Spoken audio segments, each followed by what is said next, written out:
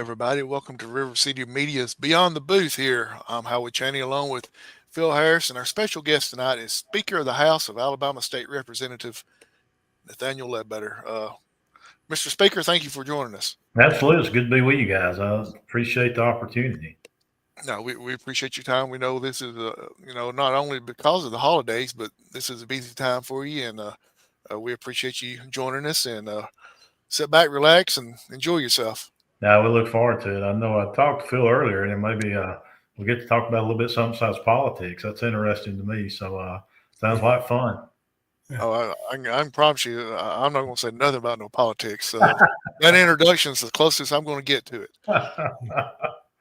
So, the big question coming out so far, and I'll just go ahead and go straight for it. Big question coming out this weekend, the Iron Bowl, Alabama-Auburn. Who you got? Well, listen, I'm in one of those situations. I usually try to go to both the University of Alabama and Auburn, and they kind of expect me to show up, So I promised my wife last time. I said I'm gonna go to the Auburn game this year, but I don't want to go to the Iron Bowl. To be honest, I'm an Alabama fan. Alabama, my son graduated there. We spent a lot of money at the university, and so I wound up this year, been busy, didn't get a chance, and so we got Iron Bowl tickets. And that's the last thing I wanted to do is go to an Iron Bowl in Auburn, because it's real hard to cheer for Alabama when you're in the box there. Not so that makes it tough. But I don't know as far as the game. I think it's going to be tough. I think Alabama comes in a little bit sluggish on offense. It seems like the opposing teams found out if they put pressure up the middle, the quarterback has a tough time throwing and getting rid of it, and probably holds on to it a little longer than he should. So we still haven't found a running game. I don't know if you count Northern Illinois, what we did is finding a running game, but at least that they definitely had, I think, a good game on the ground. But we'll see. I mean, I tell you what, I was impressed with the other two quarterbacks. Had a chance to be on the field when they warm up with Austin Mack. If you've never seen that young man, he is huge. I mean, I think he's 6'6", weighs like 245 pounds. He's a big kid. But they all look good, so I know it was tough to make a decision who to go with. But my hope is that it's Alabama, but I think it's going to be tough at Auburn. That was a political answer, right?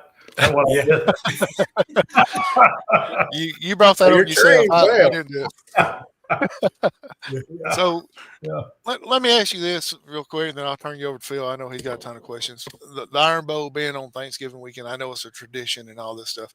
Do you think they ought to figure out some way to move it away from the holiday season somehow? No, I like how it is. I mean, I think that's part of Thanksgiving. I really do. I like the setup. If I was going to change anything, I'd play it on Friday instead of Saturday. But no, I like the way it is, and I think it certainly, with all the families together during Thanksgiving, it gives them something to talk about with whichever side you're on. So I like the tradition. Why would you change it to a Friday? I think just being able to have it on TV, or either that or have it on Thanksgiving Day during the day. I think that's the thing. I think it fits with Thanksgiving and having it during the Thanksgiving time. I think it's big, but I don't have a problem with it being on Saturday, but I do like it being on Thanksgiving week. Families getting together on Thanksgiving. They're always at each other as it is, and here you are bringing Alabama and Auburn a game on a Thursday on Thanksgiving. Well, yeah, that's the thing. If anybody ever moves into the state that I get to talk to, I ask them. I said, "Well, who are you going to be for?" He said, "Well, we don't know." I said, "Well, you got probably at least 3 weeks to decide. You either got to be Alabama or Auburn here. You got to make that choice." So, I think that's what makes it so fun. Absolutely. Phil, he said he don't want to get into politics, but his first answer was somewhat of a political answer there. So, good luck with this. I think that works in media too, because when I get questions asked like that, somebody will ask me, "Well, Phil, how do you think Piz is going to do against Coosa?" I go all around it all I can. I'll just, I'm not going to give you a definite answer, because one thing I don't like to do is pick. I don't want to pick. That's like the Alabama-Auburn game. I can see both sides winning. My main concern with Alabama is they can't run the football. And if you can't run the football, you can't control a football game. And Alabama does not control football games. So some games end up being close that shouldn't be close. And that's Achilles heel for them all year. It worked for them for a while, but Oklahoma did to Alabama what they did to Tennessee. In the fourth quarter, their defensive front was tough. And they did that to Tennessee, and they did that to Alabama. They did. Yeah.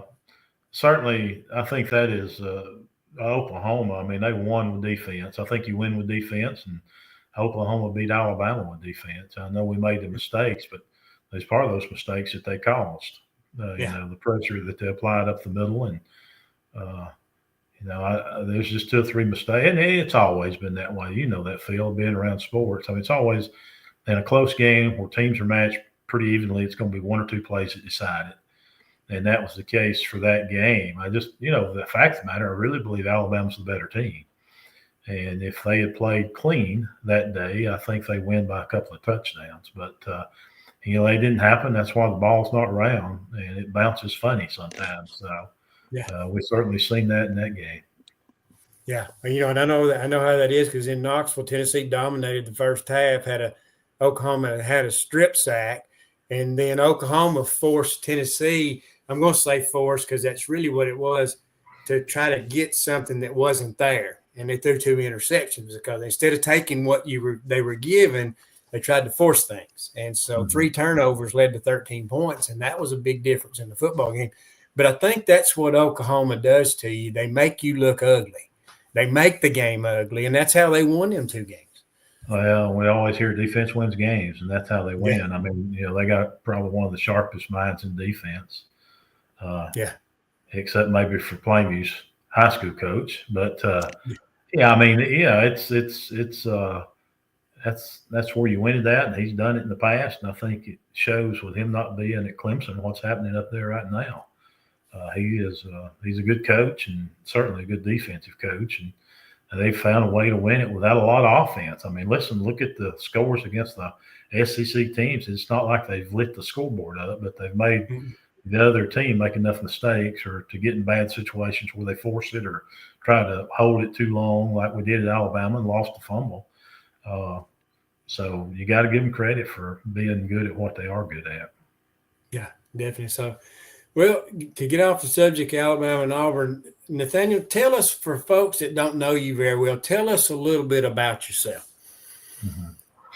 Well, I grew up in Rainsville. I mean, I've always lived in Rainsville, was raised there. I went to Plainview High School. After school, I went to work at the electric co-op, went to Northeast for a while, and, you know, just kind of every time I had an opportunity to advance myself, I did up there, and spent 33 years up there. I was able to retire and run for House of Representatives, and didn't think anything about it. You know, I ran and retired fairly young. I mean, we'd been there 33 years, so we'd been there a long time, and had a chance to retire and ran for. I'd been the mayor of Rainsville and been on the city council, so I always enjoyed politics. Had a chance to run for state representative and did, and wasn't looking to advance, just looking to get there. It's kind of like one of the guys told me. He said, and I first got down here, I wondered how all these guys got down here, all I'd seen on TV and in the media and everything. He said, after I'd been down here about 6 months, I got to wondering how them guys got down here. So that's kind of the way I was. I was one of them guys that made it, that wanted to be there.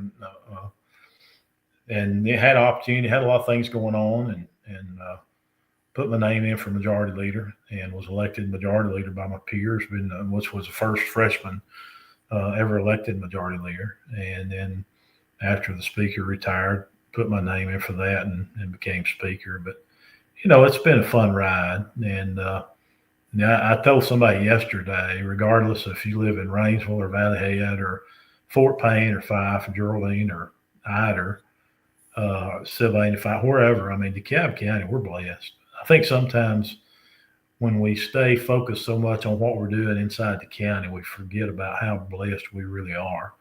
But when you're in a situation where you travel all across the state and see a lot of different things, you come back home, you realize, you know, God's put us in a good place.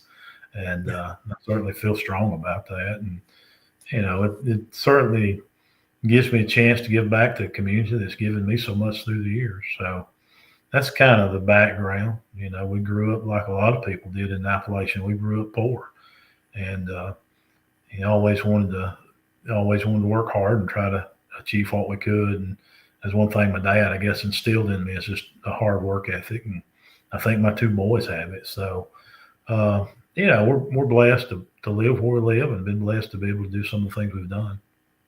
Yeah, and piggybacking off of what you was talking about, where we're blessed where we live, you know, there's a lot of poor areas in Alabama, especially South Alabama.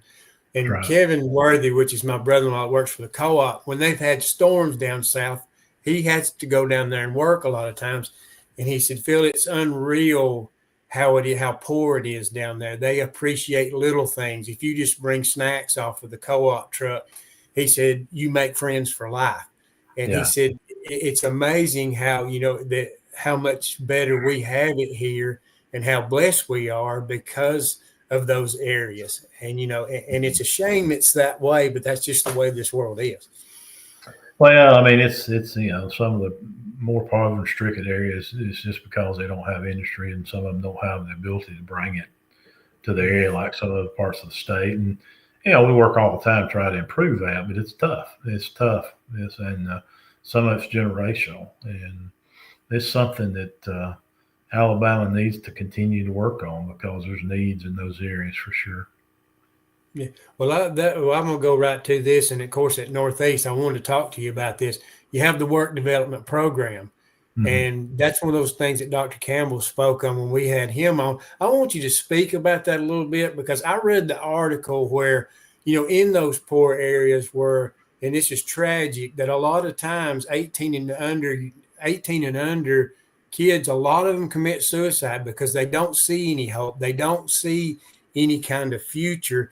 Was that program kind of developed from that, you know, because these young people in that, they're not going to go to college and get an education, but they can get job training. Yeah, I mean, that was some of it.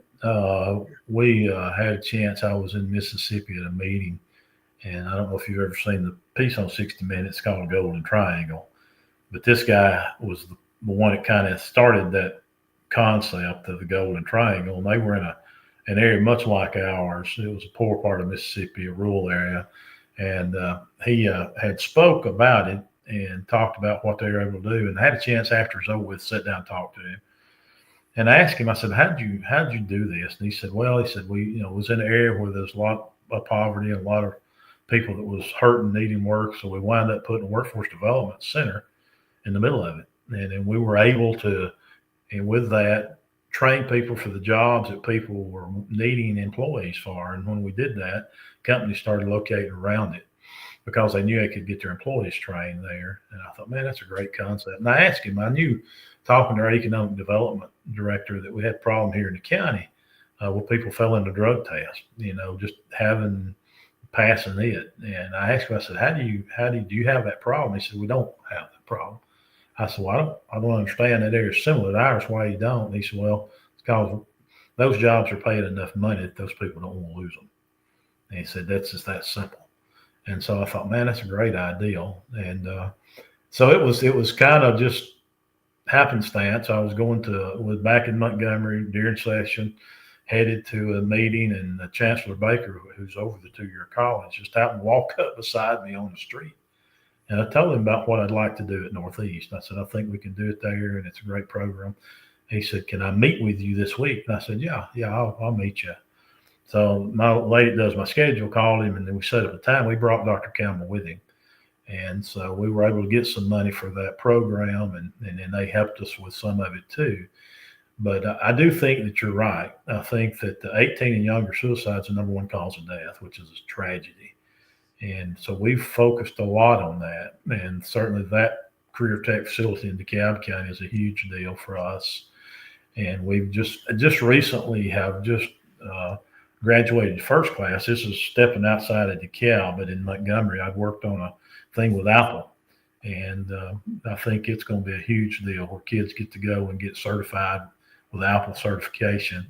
And we were able to hook it into the broadband and go into the black belt with it. And one of the things that I told the people at Apple when we went to Detroit to look at the one school they had in the United States, I said, this will save kids' lives. And I really believe that. And so we just graduated to first class, and we've expanded that program larger than what they had in Detroit. And actually, it's the only one like it in the world.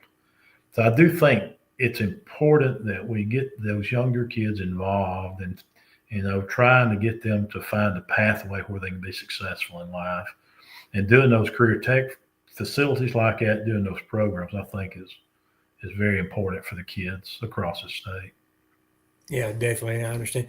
Well, there's a lot of negative talk about politics, especially on the national level. But do you feel like at the state level that most of your politicians have people's best interest at heart? I do. And this is my third cycle where I've worked being majority leader and speaker. What I mean by work is, you have to try to help the people that you got that's good members to stay in there by going out to the rallies for them or their kickoffs and raising money for their campaigns. And one thing, when we've got open seats and we talk to people about, and I've emphasized this with industry across the state, we don't look for politicians. If you're coming to the Alabama State House to run for the next position, you're at the wrong place. We look for public servants, people that want to help their community. And I believe strongly that if we can make that member strong in their community and do good things and be successful, you think about that. We got somebody in every county. Sometimes two people in the county. So if we do that in every county, the whole state's going to be successful. So that's my goal, is try to get public servants that's willing to go in, do the job because it's the right thing to do.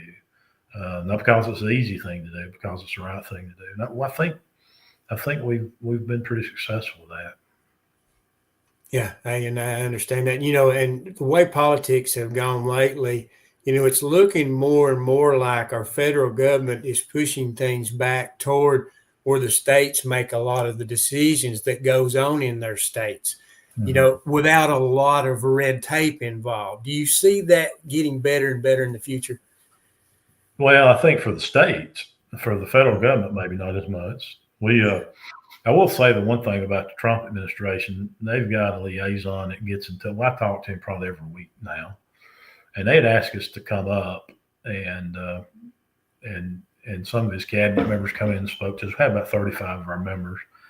But I think what they're looking at now is maybe letting us, a lot of the stuff, because of gridlock in D.C., they can't get passed.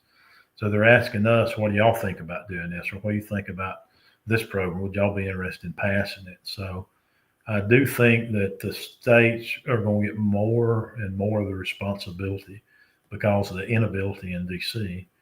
And that's not a knock on D.C. I'm just saying, we see it on TV every night. And, the states, for the most part, I think they still have public servants that wants to do what's right. And so, yeah, I do see that, Phil. I think that's a very good point. And of all the interviews I've done, I don't think anybody's ever asked me that question, but I do think that's the case. Well, and I think that's important. And the most thing to me is education. Yeah, well, there's no question about it. I mean, the thing that we've done, I think, for the state, that's been one of the strongest things. And I feel like we've accomplished quite a bit, but we still got a long way to go. And one of the things that we've done was a dual enrollment with a 2-year college system. I got a granddaughter. It's hard to believe. I know y'all don't think I'm that old, but I got a granddaughter that's graduating high school this year. Well, when she graduates high school, she'll have an associate's degree. And, it's enabled her to be halfway through college when she comes out of high school. And, she's mature enough. She's ready. So I think giving kids that possibility, especially in maybe the rural areas or more areas where they're more poverty stricken, it's important because they've got the same abilities. So I think that's important. Education is a very important thing for the kids. Definitely. So, well, speaking of family, since you brought that up, that's the next thing I want to go to. Of course, your wife, Teresa, and you've got Nick and Nathan as your sons. I know you're proud of those two. Tell us about Teresa. I've never met her, so tell us a little bit about, is she kind of the glue that holds everything together? And, of course, you have to be proud of Nick and Nathan, what they have done. Of course, probably the biggest asset for you is those grandchildren. Yeah, I was thinking of that. It's kind of interesting. it was kind of, when we were involved, much like you were at Valley Head, people talked about us playing sports, whatever sport it may be. And when my kids got old enough, they'd always say that, well, you kind of turned it around. And I was Nick and Nathan's dad. I was no longer Nathaniel. I was Nick and Nathan's dad. Yeah. So now I've got to the point where I'm now the grand boys, it's Tripp and Major or Deacon or Addison. I'm their grandfather. So I don't know if I don't know if I even got identity. I'm just somebody else's. But no, Teresa's awesome. I mean, she is the glue that holds everything together, and she puts up with all our stuff, regardless of what it is. And she has been the one that's been everywhere with me, and she usually gets to travel with me some, and that makes it better. But yeah, it's the whole family, I think, would tell you that she's always there, whatever they need, and she's always the one that puts everybody together. She's telling me just today, said, we got to get the house ready. Said we got to have 40 people to the house, and I'm thinking, holy cow, I didn't know we had that many, but I'm thinking there may be people come, I don't know, but anyway, she's got it set up, and she really is. She's great. She is a superstar for our family, and certainly has a lot to do with the men that both Nick and Nathan have become. We're very proud of them, proud of the adults they've become, and the parents that they are. I mean, it's amazing to be around our grandkids. They're quality young people, and I think they're in church every Sunday, and they do their due diligence, and they've really done a good job with the grandkids. So we're proud of them for that as much as anything. Of course, they've been successful in their careers, and Nathan's been at Plainview since he got hired, and of course he helps with the football team, and Nick has kind of been back and forth as coaching and then administration, but both of them are very good young people and are raising really good families. Well, one thing I do want to ask you about, I know you've been in politics for a while. Just like any good football team, you have to have a good staff. Now, I know Rodney Williams, he was the pharmacist at Winn-Dixie back. I was the market manager back that long time ago. But yeah, tell us a little bit about your staff, because, just like Teresa at home, those folks around you make you who you are. Oh, there's no question about that. I mean, I believe we got the best staff in Montgomery, and I put them against anybody's. I mean, it's a mixture of what we got. Of course, Rodney works here in the delegation office, and we got a chief of staff that actually I served with when I first went in to the State House, and he was chief of staff for the former speaker for a while, and he and I worked closely together when I was majority leader, so I asked him to stay on, and he did. And I hired a young lady I'd hired when I first became majority leader from Rainsville, Jade Wagner. She's got married since, Jade Schofield, and she is incredible. She's a deputy chief of staff and does an amazing job. Daisy goes, which you've probably talked to, Phil. She does my scheduling. So if anybody, she's the one that keeps up with my madness of where I'm at and where I'm going, where I got to be. Does an amazing job. She lives there in Prattville, and Holly lives. We just got a really good staff. The young lady that works the front office is from Montgomery there, and she's an attorney by trade. I got an attorney in the office that does a phenomenal job keeping up with all the laws and what we're supposed to be doing, and not only that, but the bills we look at. So we got about 10 members that work with us in Montgomery, and then Rodney, and then of course we got our detail with Joe Smith and John Williams. So we're blessed. We really are. And John, he is from Jasper, but Joe actually lives here in DeKalb County. But they do a great job, and we're blessed to have them. Yeah. Yeah, no, I kind of, it's kind of like an assistant coaches. They don't get a lot of credit, but they're a lot of who you are. And that's just like, I don't want to throw that in there because I'm sure they don't get much notoriety, but they like to hear their names every once in a while because it probably don't come up very often. No, well, I try to brag on as much as I can, but, you don't get to call out individual names. And I think that's important. We work with the governor's staff. Our staff and the governor's staff works extremely close together.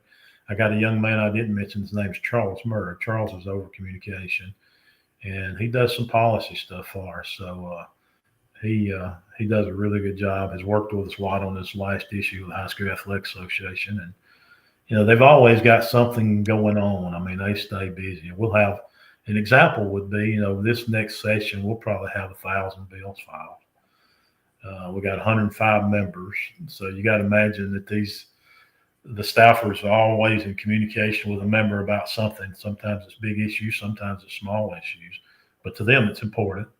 And with that many, you got probably 1,000. We got, I think, right at 900 all together. They don't all work in the State House, registered lobbyists. So you think about putting all that in the mix with 1,000 bills each year. We usually pass about 200. So it's and then you got from one end of the state to the other. So they got a lot on their plate, but they handle it very well. Well, I want to ask you this. Of course, I don't want to go real deep into it because I don't really want you giving an opinion or anything like that will put you on the spot. But the lawsuit that's with the Alabama High School Athletics Association that the state did, what do you kind of see happening in that in the long run? Yeah, I think we'll be able to come to an agreement, and I hope so. I mean, it's kind of an odd situation. It really is. So they wouldn't let the Choose Act players play because they were saying it was financial assistance. In reality, the way that it was set up, I had actually asked for the amendment to go on. So I had my staff to get with the High School Athletic Association. They're the one that gave us the amendment. I mean, it's kind of funny. It's not funny. I mean, but you got to realize too, they went through a change. So it wasn't the same people there, but they're actually the ones that gave us the amendment. And we use the Choose Act dollars that follows the kid, just like if a kid moves from Valley Head to Ider, the money follows the kid based on the count. So that's what the Choose Act does. And that right now it's 300% below poverty levels, how you qualify. So what we said was that we don't want to use it for recruiting, but we do want the money to follow the kid. So if a kid makes a legitimate move, just like now, and they're using Choose Act money, then they're eligible. And anybody 8th grade and below is eligible anyway, period, regardless of how they get there. So that's all we ask. Well, then they wouldn't let the kids play that had moved or the 8th graders and below because they said it was financial aid. Well, they're the one that gave us the amendment or helped us draft the amendment. And it just had got, we thought we had it worked out. We had met and negotiated, went through all that. We really thought it was worked out. And actually, I had a meeting with the Board of Education that day. When they called and told me that they voted it down, I was shocked, to be honest. So that's when we decided to file a lawsuit. Actually, we had filed it. I already had it prepared and didn't think we'd have to use it. And the governor called me. She said, "Hey, I don't like what they're doing. And this is, we're doing this to help kids and they're hurting them. And so I'm going to join with you," which made it stronger. And so anyway, I think it'll all be worked out. I think there probably needs to be some changes in the High School Athletic Association? Probably. Mm-hmm. My thing is this. I'm pretty pragmatic when it comes to that. We don't need to change it when we mess it up for the kids. Mm-hmm. The only reason I did this was for the kids. That night I remember talking to our attorney that day when we got to TRO. And I told him, I said, because of the work you've done, there's a kid that's going to get to dress out tonight that might be a senior and will never have this chance again. And I really believe that. And we've got to make sure whatever we do, we can't just throw rocks at them because we don't agree with them. We got to make it work for what's best for the kids. Mm-hmm. And I think one of the things the High School Athletic Association is got to catch up with the now. And what I mean by that is I think the things they're doing still based on what they did in the past. And, with the Choose Act kids, with school choice being popular as it has been, with charter schools and with private school kids now, with homeschool kids, all that's changed. It's not the same way it was, Phil, when you played, because none of that was ever in play. And now it's all in play. And so they've got to kind of take a step back and see what's best for everybody, in my opinion. Yeah, I agree with you. I think they've got to catch up with the times, so to speak. I think that is a big thing. If people get frustrated because it seems like we go back to the same old thing all the time, especially when there's a ruling or something, you're right. Just like, it's like there's two different sides of the fence, never anything consistent. And I think that as media people, we get frustrated with that. Yeah. There don't really need to be any gray area. It needs to be black or white. Yeah, and I think you hit the nail on the head. There needs to be consistency, and there needs to be common sense. The deal where a few years ago, I just go back in memory of what we've dealt with just by looking at it. But we had the school year before last. It was 7-day Adventist, you remember, was going to have to play a playoff game on Saturday. Well, they wouldn't let them. And then you even had a school that said, hey, listen, it's not a big deal. We'll swap with them. And both teams were willing to do it. They wouldn't let them. I mean, you got to use some common sense. And then we had the young lady, if you remember now, I think around Phoenix City, that had been able to go to the Junior Olympics and had taken some travel money. They'd pay for meals or something like that, and they made her ineligible for high school. And she paid the money back. She said, I don't want to be ineligible. I'll give you the money back. And they said, no, you done taken the money. So I do think there has got to be some common sense as well. And so, yeah, a lot of states around us have changed. Georgia just has changed. I like their format. Tennessee's had public-private school playoffs for a number of years. So, yeah, I think that the discussion is going to continue.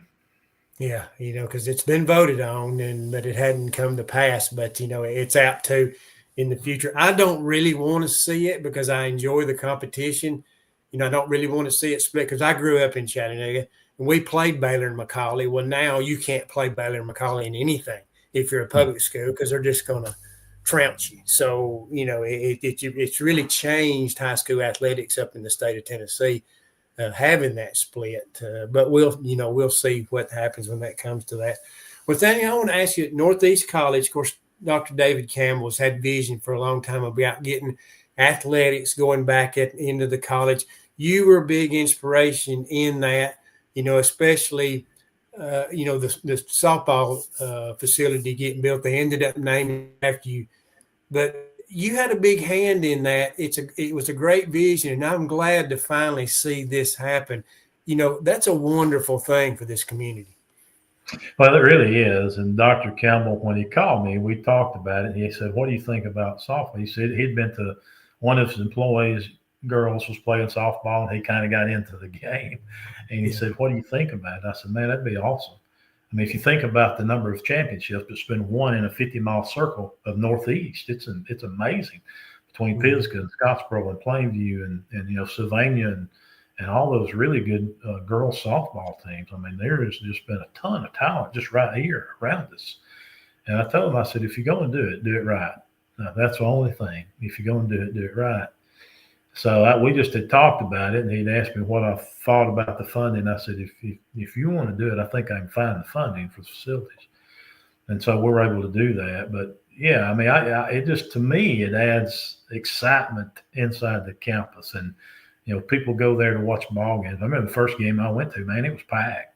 And, I think kids have something to do. They have something to cheer about. They have something to look forward to go into. I just think it's great. There is a push. I don't know if you've heard this or not, but there is a push. And we may actually put a study committee together this session. But there is a push to start football in the 2-year college system, which I'm not opposed to. I think we've got to look and see if the financial stress would be on the schools. But the thing about it is, if they played each other and they just traveled in state, maybe it's not that bad. And the reason I'm not opposed to it and I'm open to it and might put a committee together because things have changed so much in college football with NIL. And I don't know that we'll see very many kids get recruited out of high school anymore to go to a 4-year school. I think it's changed that. My son, he and Jeremy are close, and he keeps up with it more than I do. But he said, why would you go take a high school kid when you go to a JUCO and get a kid that's run for 3,000 yards?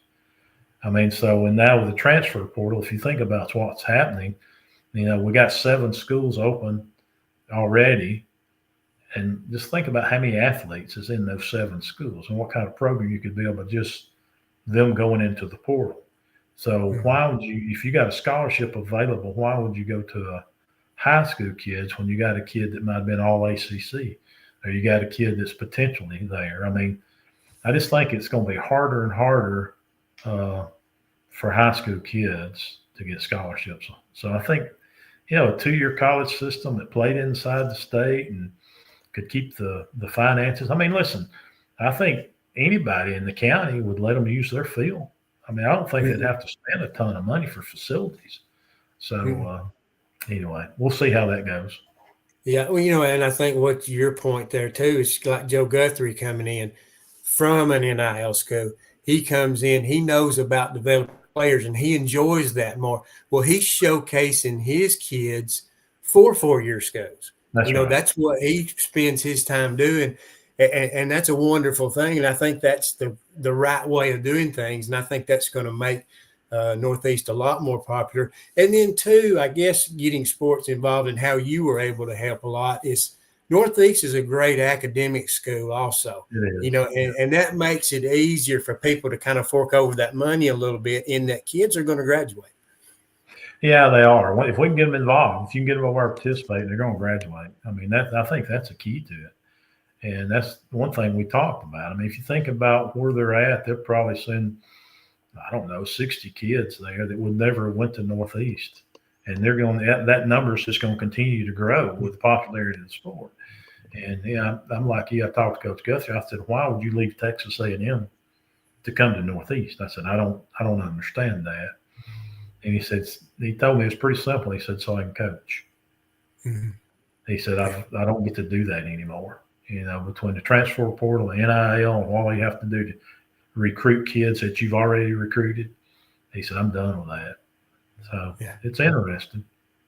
Yeah, it is. And I think he's on the verge of having a very good softball program at Northeast in a very short time. It's looking very good so far. Of course, Dr. Campbell hasn't written out. He's talked about the possibility of basketball and football in the future, basketball and baseball in the future. That's being talked about too. He was open about that. He goes, "I don't know if it'll happen in my time," but he said I envision it happening. And so he's been so great. He has been so great for this area. He has. He really has. He does a great job. And I think he sees the big picture too. I remember when my Nick, he was a graduate assistant to Alabama. And I remember when he was there, had 20-some thousand kids. And he was there during the Sheila years and, that turnover of coaches with Sheila and what was the guy that come from Washington and all that. But was with Sheila most of the time, and you look at what Saban, when he come in, what he was able to do. I think the investment that the university made for his salary shows today more than it probably ever has, and he's retired now. But I was with President Moeller just last week, and he told me they got over 40,000 students now. And it's just the fact that kids see them on TV all the time. They see the winning, they've been winning, and what's brought them to the schools because they want to be a part of that. And so I do think that has something to do with it. And athletics in our area especially is popular, and it kind of intrigues people's interest when they're able to participate. And of course, all us papas and grannies and mamas and daddies are going to go follow them as well. Yeah. And we used to talk about Nick Saban. I read a story one time of what he brought to this state in notoriety, not just football. Things grew beyond leaps and bounds, and even like UAB Hospital is a monster now, and a lot of that was kind of tied in to all that. He done so much for this state, that people I don't think really understand. Yeah, it's kind of interesting that you say that. I was in New York a few weeks ago. My granddaughter went with her. We kind of carried her with us for a senior trip type thing, and we're in the airport fixing to come back home, and it's a Saturday. Of course, me being the sports fan I am, I'm trying to figure out where Alabama's at and how they're playing. And I go to look at the TVs. Of course, up there, they didn't have any Alabama. They didn't know where Alabama was, I think, on that sports network. But they had Coach Saban. And I told Addison, I said, "Look, there's Coach Saban." I said, "At least there's somebody on there we know." She said, "Well, Popi, he's a pretty big deal." So I guess she's right. Popi, he's a pretty big deal. Yeah, definitely so. Well, I want to change gears a little bit. It's high school football. Plainview's had a great year. and somebody was talking about this the other day. You've got Scottsboro playing at home, you got Pisgah playing at home, and you've got Plainview playing at home, all in the semifinals. We don't see that very often, No, and we that's don't. great for this area. It is. It's tremendous. We don't see it at all. And you may remember a time, Phil, I don't remember having 3 local teams this deep in the playoffs at the same time. I know there's been times when we might have had 2, and of course 5's been perennial, but I just don't remember it. And I'll be honest with you, I think all of them's got a chance to win. Will they win? I don't know that, but I really think Pisgah can be competitive with Coosa Christian because they're so diverse on how they run their offense, and they've got a lot of athletes. So we'll see how that goes. Plainview's got I think they can play with them. They've surprised me about how they seem like they've gotten better every week. I think they've peaked out at the right time. They stayed fairly healthy. They got some young kids that has stepped up and been able to play. And then you got seniors that's really carried the load. And I thought going into the season, of course, we got 3 grandkids that play on that team. But I thought going into it, if they could win 7 games, it'd be a good year. If they could pull off the 8th one, it'd be a great year. And here they are 13-0. And I think you got to credit, 1, you got to credit the kids. And 2, you got to credit the coach. And I think Jeremy and Dale and all the coaches, Nathan and Coach Bruce and all of them, just done a phenomenal job. And Nathan tells me, he said, Daddy, the thing about these kids is, he said, we're running a very difficult defense, but they figure they understand it. They have bought into it and understand it. And, it's like one of my grandsons, I'll watch him play, and it amazes me. He goes from safety to corner to hang over linebacker. I've even seen him on the line of scrimmage. I mean, it's just I know it's a complicated defense, but man, they have bought in. And Jeremy, he told me the other night, he said, said these kids said they've won so much now. He said they think they know everything, and he said but they don't. He said, but I guess I'm the same way. He said, I think I know everything and I don't. So we're pretty good match. Yeah. But it's fun. I mean, it's been a fun year for us, and I hate missing them. This is a true story. I probably shouldn't tell this on myself. So I hate missing a game. I mean, I won't miss it if there's any way physically possible to be there. But we had a trip this year that we had been looking for a couple of years, and it was in Greece. And if you know anything about the time difference, it's like 8 hours, 12. It's a ton of time difference. So I got to thinking about when kickoff was. Well, over there, it was like 3 o'clock in the morning. And here, of course, it was at 7. So I thought, well, I woke up. I didn't actually set a clock or anything. I just woke up, and it was just a little bit before 3. So I take my phone and find the local station and listen to the first half in the bathroom so I won't wake Teresa up. And so by halftime's over with, we got to get ready and catch a flight anyway. So I listened to the rest of the game. That was when they played North Jackson, I guess, or Madison Academy maybe. But, it's I hate missing them, man. I want to see everything they do. And because you don't, it comes around once and they grow up too quick. But I'm proud of all of them. They've all contributed. Well, Dale Pruitt's been around a long time. I remember my sophomore year in high school, I was at head. It was his first stint as a head coach at Pisgah in 1982. It's been a long run. It's unreal how he's been able to win year after year. But I think one of the biggest thing he focuses on, I think he's a lot like the way Jim Kirby was, is that Plainview focuses on Plainview. We got to get better. We got to do the things that we're good at, no matter what the other team's doing across the line. We've got to not turn the football over. And I think, I've always said that Plainview teams early in the year, you can beat them. But as the year goes on, they get tougher and tougher. And it's always been that way. And this year we have seen that. Yeah. Well, I think that's true. I think Coach Pruitt is a fundamental guy. Mm-hmm. He's not one that's going to run your guts out the first part of the season. And, I think that's true. I think he tries to make sure that they're fundamentally sound and continues to push that through their thinking, and he's been successful doing that. And nobody can argue with what his success has been. And yeah, certainly it's kind of, for me, of course, I've known Dale most all my life. He grew up here just like I did, and we both went to Plainview. And he actually, just telling my age, so Dale was doing his student teaching at Plainview when I played. So I've known Dale, went to church with him when I was young. And then to watch Jeremy grow up and do what he had done, and to see them come back together. This community raised both of them. And to see them come back together and be a part of what is a special season for these kids, it's pretty neat. I mean, it doesn't. I know the people around the county probably don't think so, but I get that. I do. But I'm proud for anybody in DeKalb County having success.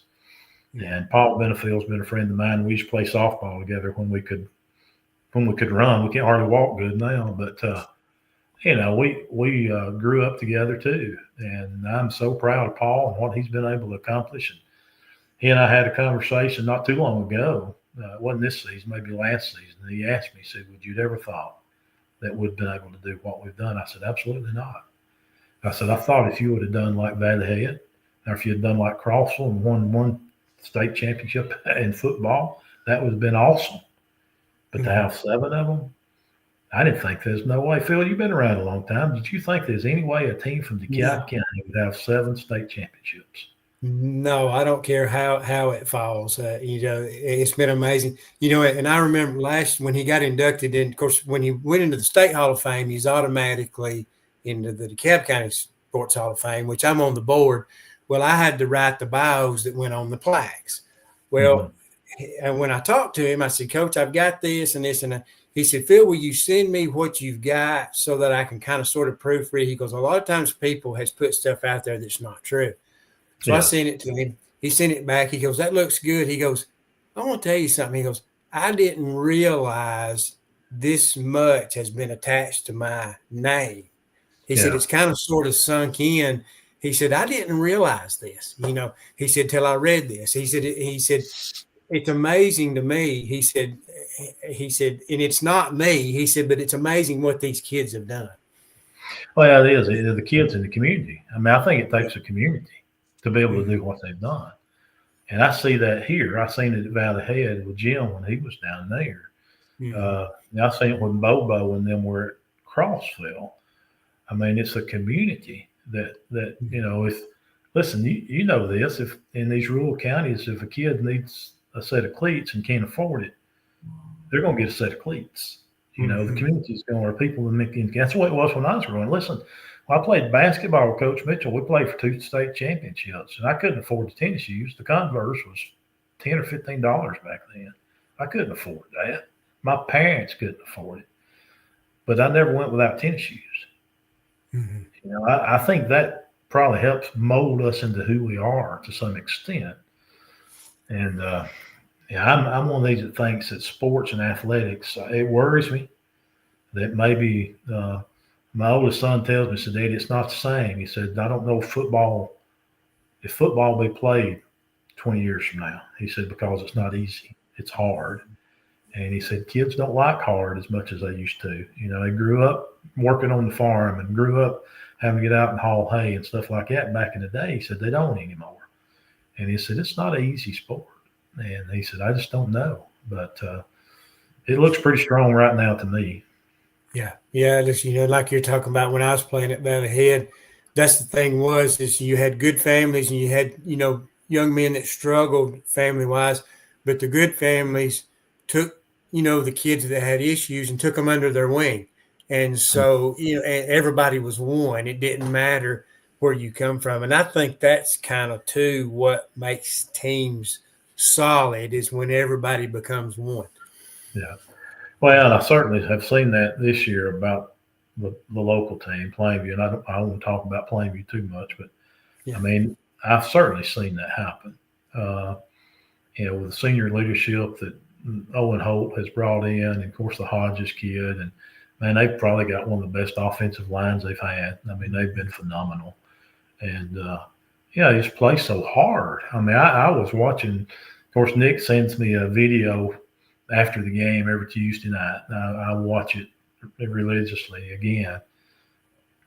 But watching those videos, Phil, and watching how hard Brody Hart just runs, not every now and then, on every play, and then watching, Owen Hope try and get a few more yards, and then watching some of the young kids. And Coach Pruitt's got a grandson that's in the 9th grade that plays a lot and starts on offense and does a heck of a job blocking, has really started playing more and more on defense. Of course, one of the twins, he starts on defense and as a 9th grader. So to see the older guys kind of help the younger guys and them become a unit, to me, it's just been fun. I guess you'd have to be a sports guy to enjoy it, but man, it's been fun. And regardless of what happens from now on, I don't think you can ever throw shade on what they've been able to accomplish thus far.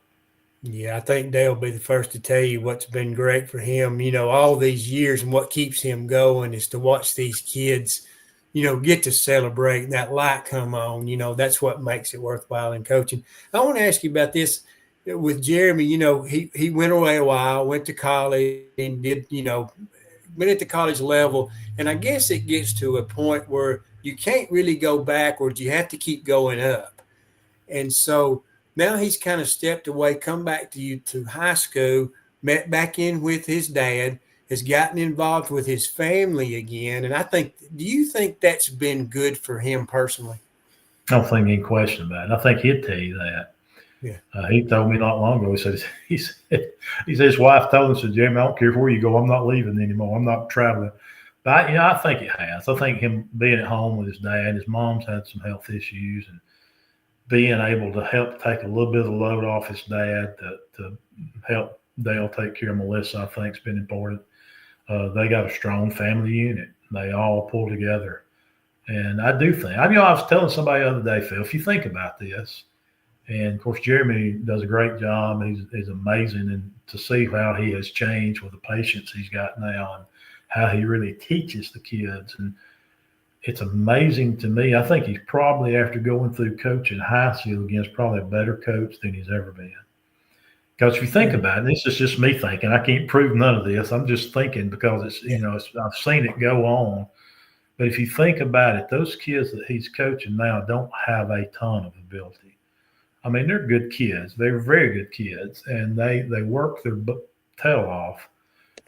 But they don't have the kind of ability that D1 player has, like he had at Alabama or Florida State or Georgia or Tennessee. They're not that kind of athlete. So it takes more work to be able to get these kids to be able to be productive on the field the way he wants them to be than it did for those D1 kids. So if you think about that, you have to find a way to get to them to make them understand how they need to be in the right position, use the right stance, move where they need to be moving, use the right technique. A lot of that just comes natural to those talented kids, and you didn't have to teach that as much. So I think if you go from now to whatever happens, I don't know what's going to happen in the future, but I just think he's probably a stronger coach by having to step back and teach young men in a different way as far as the ones that didn't have the tremendous God-given talent.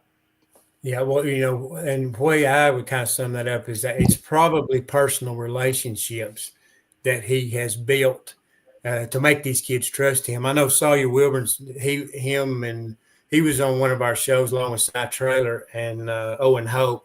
But I asked him about that, and he said, yeah, Jeremy's hard on you. I mean, he is genuinely hard on you. I said, is he there for you off the field? He goes, yeah. He said, I could call him right now and he'll drop what he's doing and come help me. So, that's true. Yeah, he's hard on us, but he's also there for us. And you mentioned those two. Look, Cy and Wilburn kid both have played phenomenal. Yeah. And Cy Traylor, he reminds me a little bit of the kid that played last year at the playoffs that's in the pros now that just gives so much effort. I can't think of his name. They had a funny last name. But Cy, when you look at him, you think, well, this kid's – he's probably not an athlete because he's 5'0", 5'7", 8", and man, he'll make more plays. He makes some of the darndest catches you've ever seen, and he's going to be blocking somebody. on every down. He's going to do his job. He's going to be where he's supposed to be. And if he's got the ball, there better be a bunch of them tackling, because he is not going to go down easy. He just gives such an effort. Those kids have just been fun to watch, and certainly Wilburn he's done a great job as well.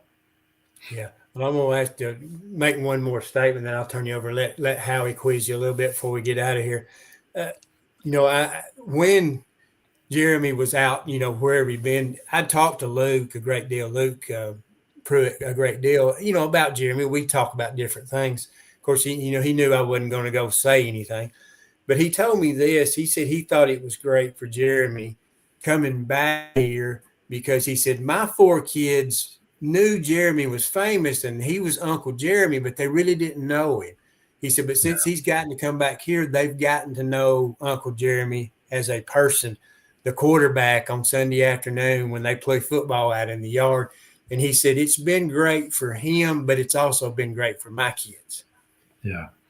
Yeah, I don't think there's any question about that. I think, and then his wife being here with that family unit with Dale and Melissa and all Jeremy's sisters, Jeremy's sister and brother. I think it has been good for all of them, especially this time in Dale and Melissa's life. I think it's, we never need to take for granted where we're at in time. And I think Jeremy has had a chance to step back and see a time that he might not would have gotten to see. He had said something to me one time. He said, man, I wished I'd never went to Tennessee. I said, we can't say that, because you'd never known if he hadn't gone.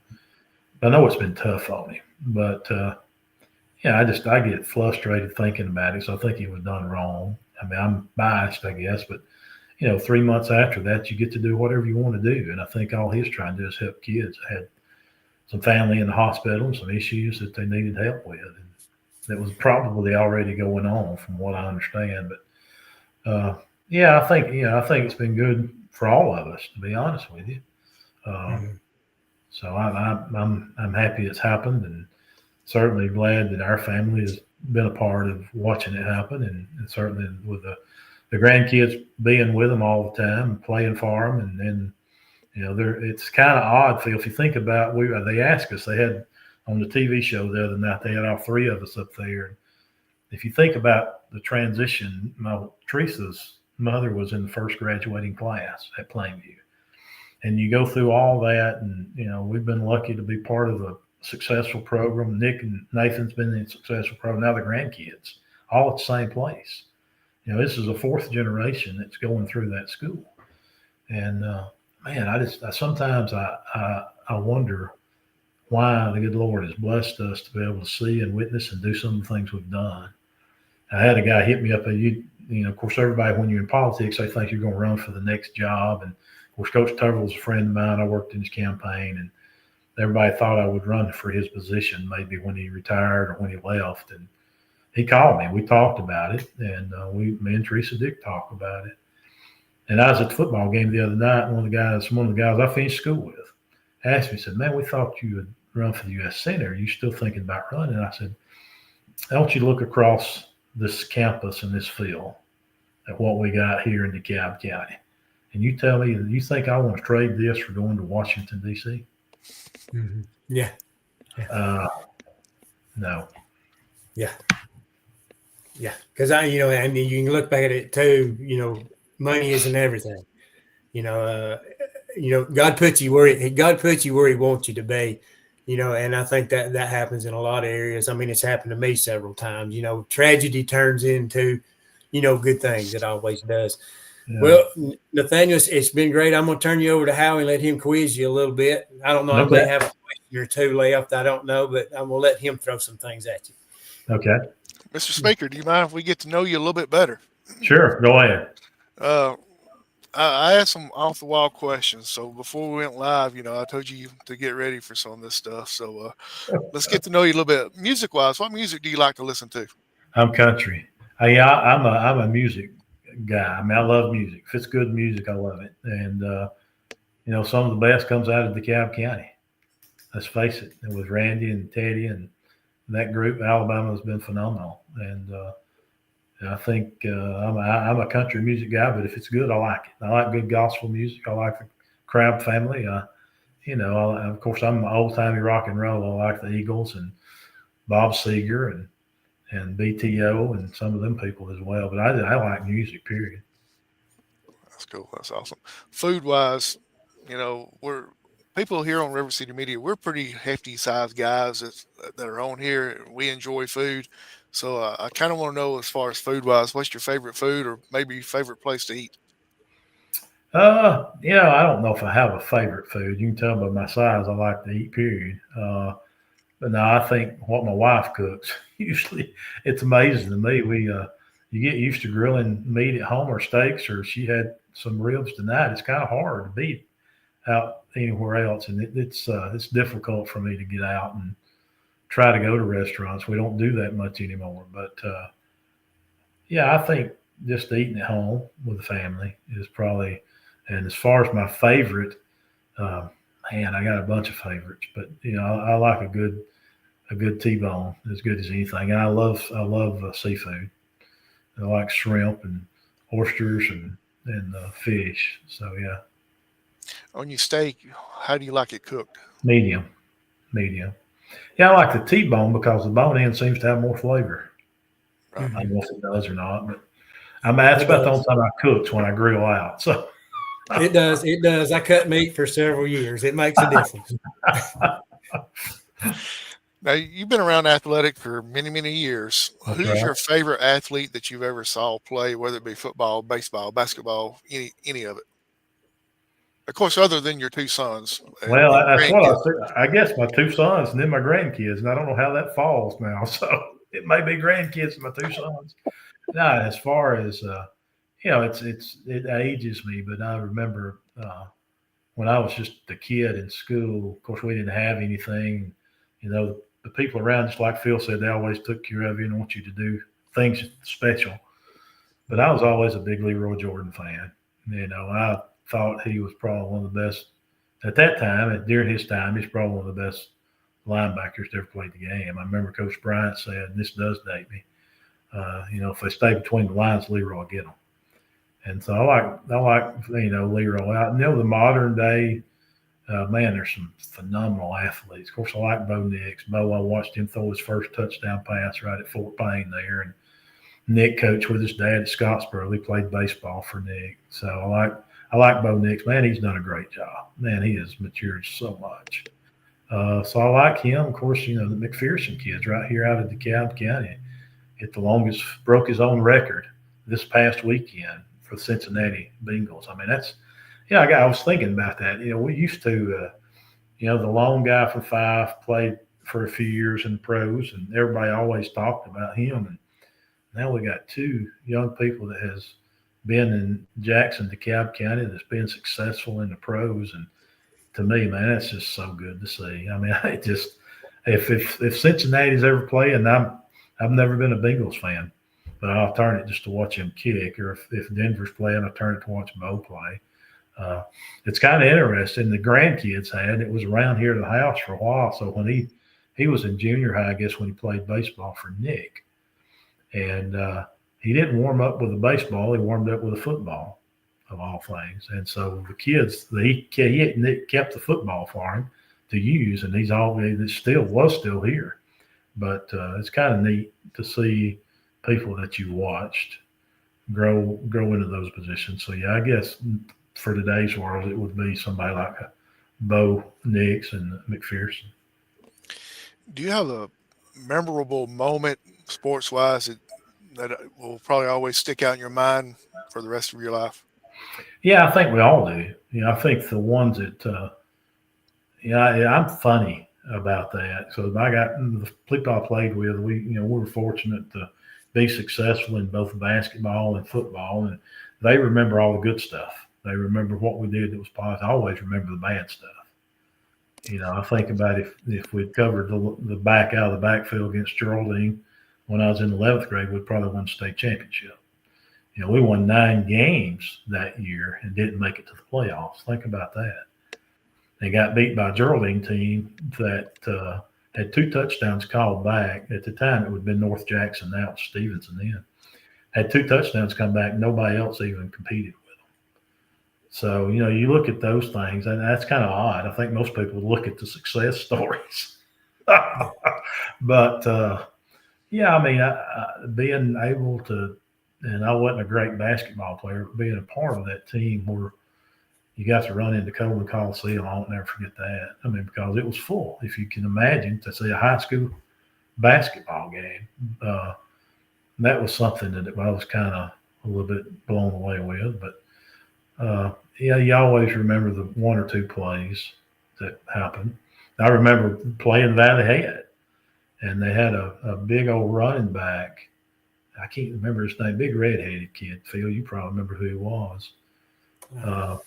Hammond, big Hammond kid. And our coach, they did a reverse out when they did a fullback dive. And he said, man, if they do this, just as soon as you see the quarterback reverse out, go to the hole as hard as you can because it's coming. That's the only time he reverses out. And just sure enough, in the first series, he reversed out, and I hit him head on. I don't really remember what happened the rest of the first half. But it's things like that kind of stick with you. But they had some good football teams back then. Do you think you could play in today's era as far as going back in your prime? Do you think you could manage playing in today's era? Yeah, I don't think in my mind, I don't think it's in question. It's a different time. I get that. But I think the endurance and the strength that we got come from a different way. And, yeah, I don't think it's in question. I feel like I could anyway.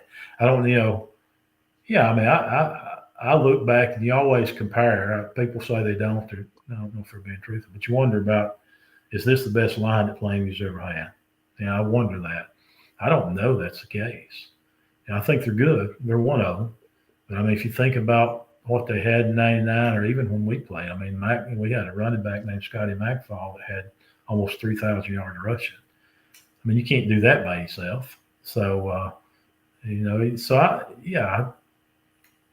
I don't know.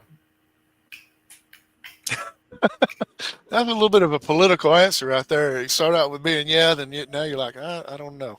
Yeah. Yeah. No, it's good.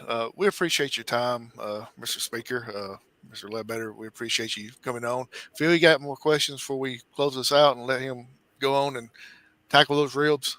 Yeah. No, I can't really think of anything. I don't want to keep any longer. I know they're going to be dressed and excited about the football game Friday up at Plainview. I'm sure there's going to be folks. I know I saw where they've got a tailgate starting about 3:00. Yeah. You'll probably need to get there to get a seat at that time.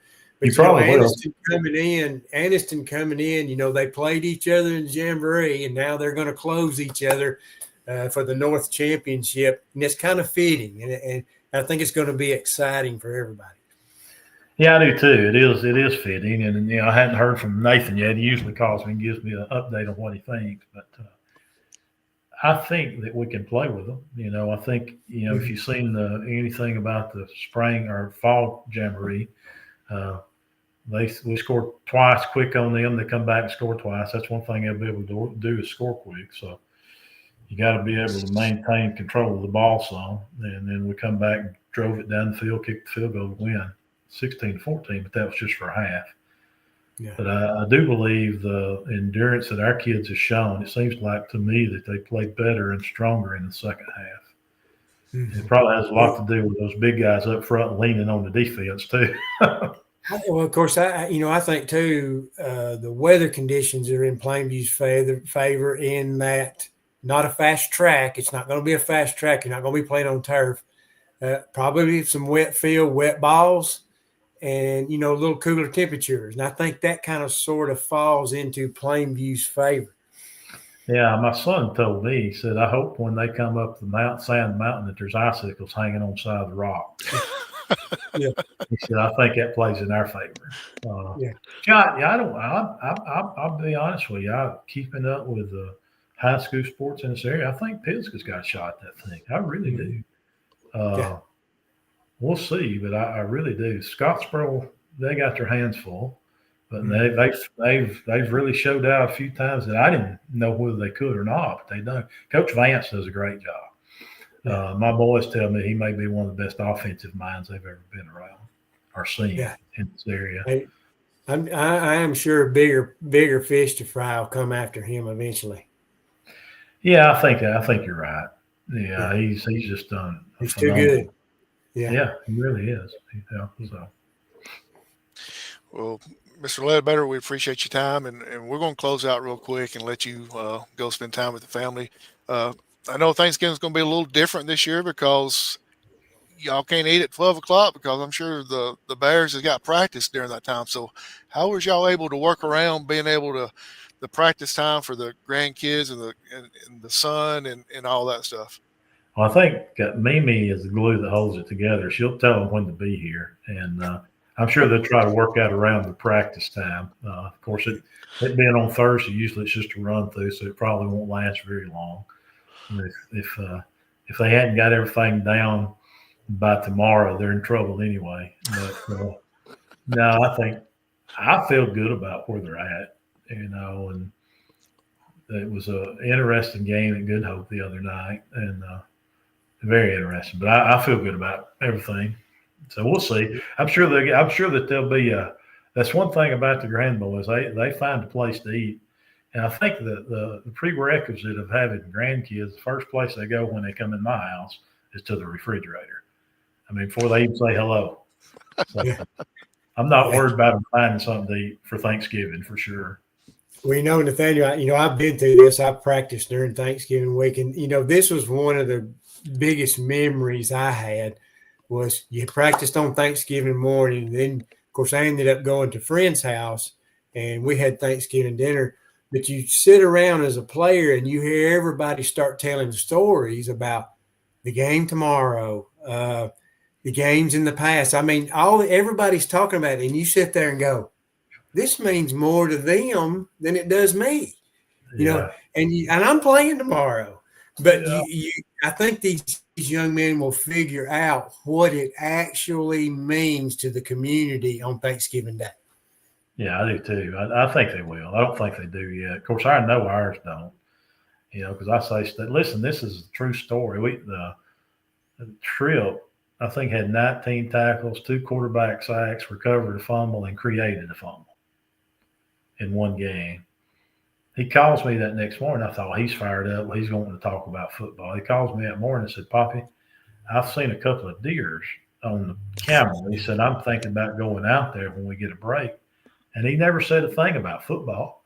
He calls and talks to me about the deer that he's seen on the camera and, what he might can do and get out there and get one of them. And I'm thinking, son, if I was a ninth grader, just was able to, but it's just it's different. I mean, it's like you said, it probably does mean more to the community. These kids don't understand the magnitude of it right now. Just like you did, Phil. When you played, you didn't understand it then. No, because 41 years later, and people still talk about it. I know there was one player that played at Plainview told me, and this was 10 years after I finished.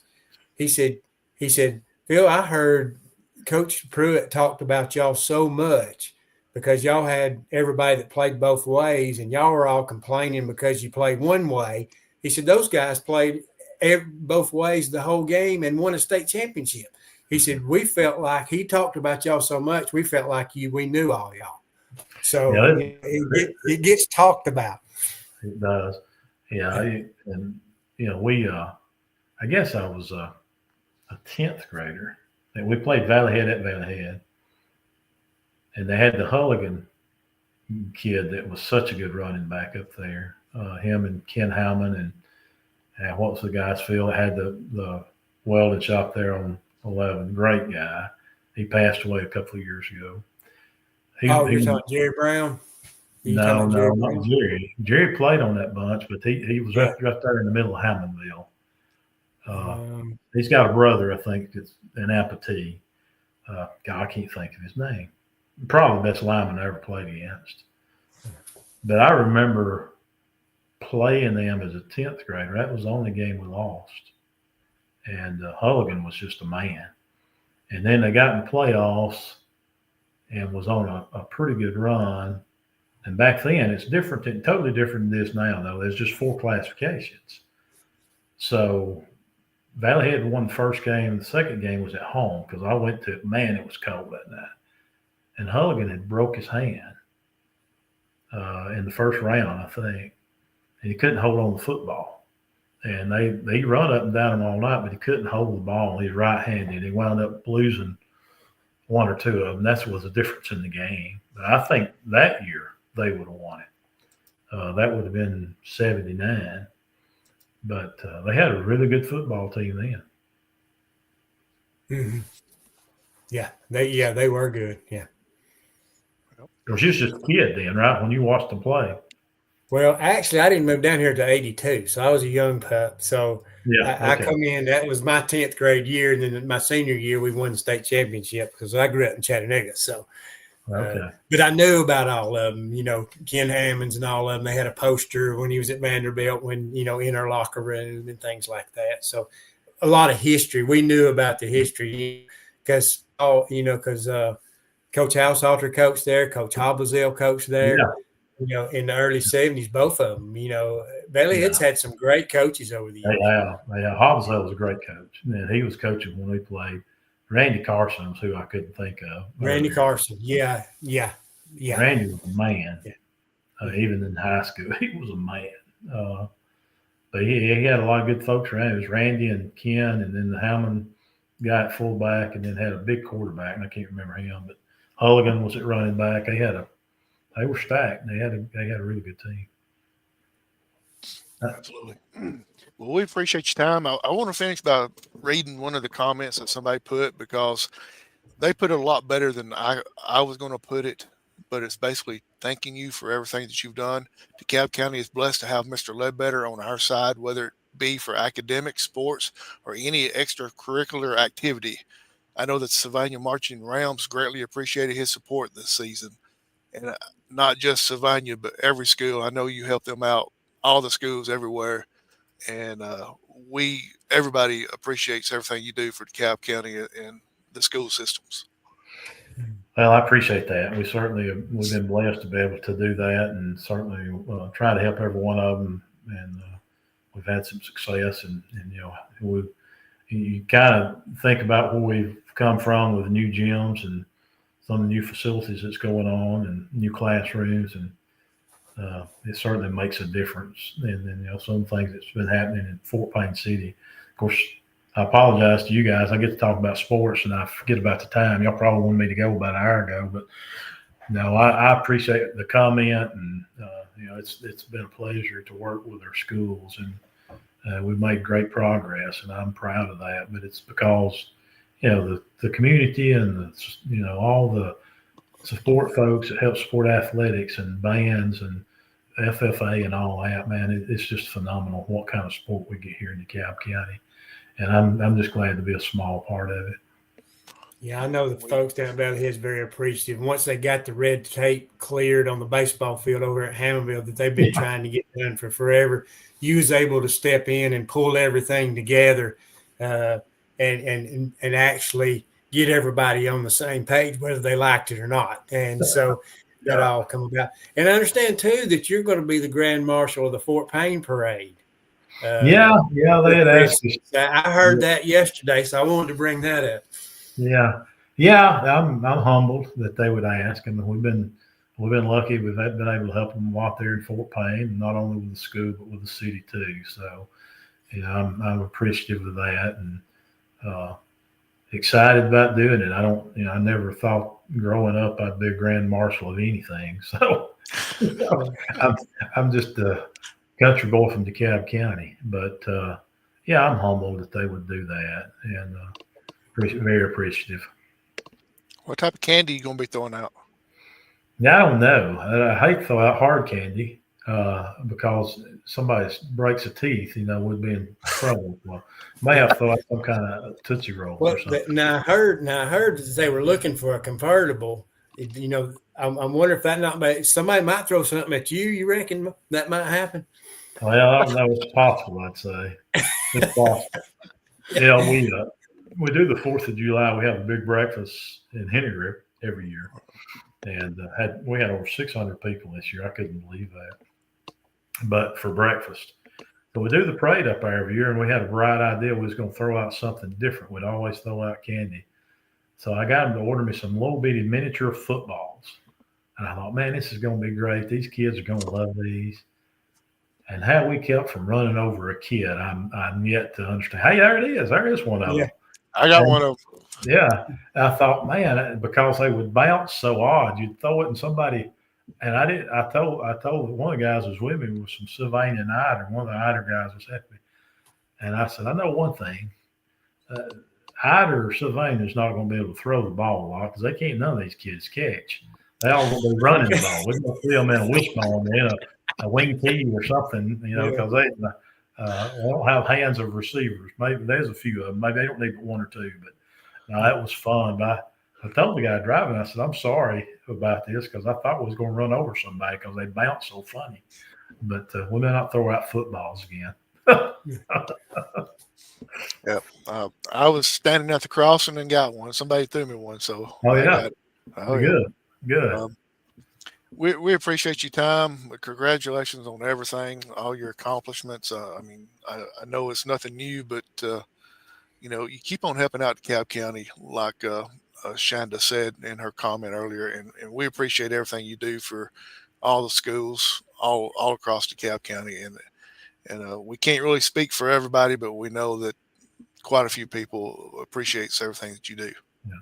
Well, I appreciate that, and I appreciate the opportunity to serve, and I feel like we're blessed to be able to help all the schools out like we have in the community. So I hope we got a lot more work to do and a lot more help for these communities. Absolutely. And, just because you're the Speaker of the House doesn't mean that you don't get to give shout outs just like everybody else that's on here. So the last thing we do, we allow people to give shout outs to whoever they want, as many people as they want. Yeah, for me, it'd have to be twofold. I think I give shout out to the people that's put me in office and gives me the opportunity to serve. And I feel like we're blessed to be where we're at and in the community we live in the county we live in. But you got to give a shout out to your family. I mean, man, I am so blessed. I don't really understand why, but with our kids and grandkids and daughter-in-laws, I mean, it's just amazing that the good Lord has given so much to us. I think the verse in the Bible said, one that's been given plenty is expected from them. So I hope that we're fulfilling our part of that deal. We appreciate your time. For some reason, a few minutes ago, we lost our Facebook feed, but we're still on YouTube.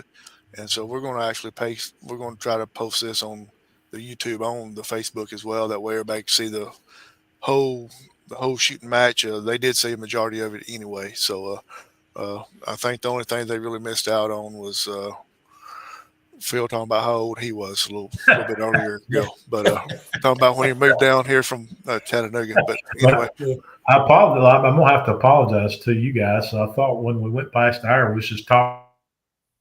So I apologize to the audience. Maybe I wasn't as professional as I should have been on that period of time. I was just having a conversation with you guys.